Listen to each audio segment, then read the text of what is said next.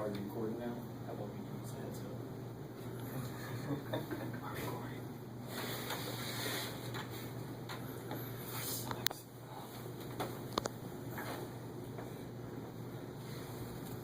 It's 100 degrees.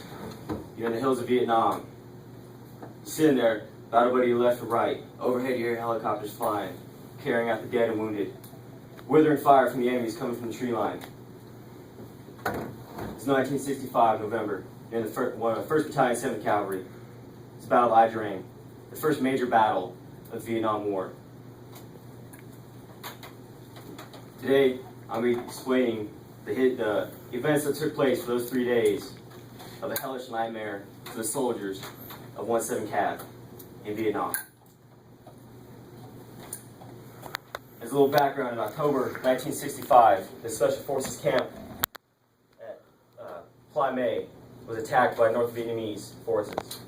1st Brigade, the 1st Cavalry Division, was sent over there to repulse the enemy, hunt them down, and stop the attacks.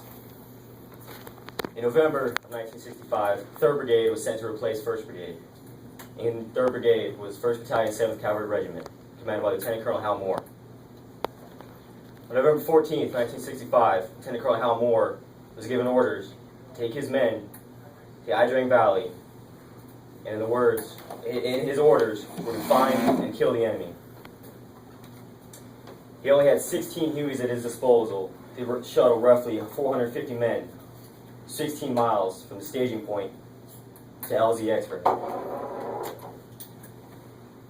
The trip roughly took 35 minutes, which means that first helicopter load was going to be alone with only about 80 guys for 35 minutes against an unknown enemy force. Within an hour of landing, intense fighting broke around the entire perimeter between the American Army, the 17 Cav, and no less than 5 battalion-sized elements from the 33rd and 66th Regiments of the People's Army of Vietnam North, as well as an unknown amount of guerrilla warfighters known as Viet Cong. Events leading up to the battle at Ai Drang had left 17 Cav shorthanded, as over 300 of their soldiers were not allowed to re-enlist or extend and were sent home, leaving the unit under strength at only 450 men. By the end of the first day, of his 450 men, Hal Moore only had 340 left at his disposal. All the wounded and dead had already been carried off after only 1 day of fighting. He'd already lost over 110 men, including a 29-man platoon that had been cut off and surrounded with no contact. Now we made it through day 1 of this hell. See how the men of 17 Cav fared in day 2. There was a civilian reporter embedded with 17 Cav during this entire event. His name goes Joe Galloway. He wrote a book along with Lieutenant Colonel Hal Moore entitled "We Were Soldiers Once and Young." He describes the morning of the second day as the PAVN, or the People's Army of Vietnam North, launching a heavy attack which shattered the early morning stillness like a huge explosion. The 1st and 3rd Battalions of the 33rd North Vietnamese Regiment attacked along the lines that was held by Charlie Company. Within minutes, this fighting turned immediately into hand-to-hand combat, with everyone fighting for their very lives. Within an hour, the Forward Observer Fire Support had to call Broken Arrow, which alerted every available fighter bomber within the area that an American unit was under threat of being overran, and they were to get there and drop everything and kill everything as soon as they could to save this unit. Charlie Company of 17 Cav suffered the most losses that day, as 42 men alone in that company in 1 day were killed. Taking with them, though, they left scores of dead Vietnamese all along the hillside. By the end of the day 2, reinforcements from 17 Cav had arrived in the form of 2nd Battalion, 5th Cavalry Regiment, as well as 2nd Battalion, 7th Cavalry Regiment. Lieutenant Colonel Hal Moore used the 2nd Battalion, 5th Cavalry Regiment soldiers to go find his lost platoon. Early in the morning, late at night of day 2, early morning day 3, The lost platoon was recovered. Of 29 men that were lost, 9 were killed, including all section sergeants, platoon sergeant, and platoon leader.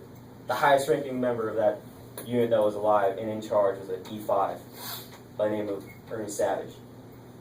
Through his actions of that night, calling for fire and leading his men, he earned himself a Distinguished Cross. There was also 13 men wounded from that platoon of 29 men. 9 killed, 13 wounded. Lieutenant Colonel Hal Moore also used reinforcements from 27 Cav to redistribute around where Charlie Company was because their units had been decimated, and he knew that they were going to be attacked there again the next morning. As soon as day 3 began, around 4:22 in the morning, the PA began launch attacks all along where Charlie Company used to be, expecting the weakened Charlie Company to still be there. However, due to Lieutenant Colonel Hal Moore's prior planning, it was fresh soldiers from 27 Cav over there, and they met the enemy with stiff resistance. All through the morning for 2 hours, PABN launched 4 attacks between the hours of 4:22 a.m. and 6:27 a.m. They suffered heavy losses, whereas only Bravo Company 27 Cavalry was wounded 6 men. By 10:40 a.m. on the 3rd day, Lieutenant Colonel Hal Moore was ordered to remove his men and turn over control of the site to 27 Cav. After the battle, 17 Cav had lost 79 dead soldiers and had 121 wounded of the 450 men who fought that day for 3 days.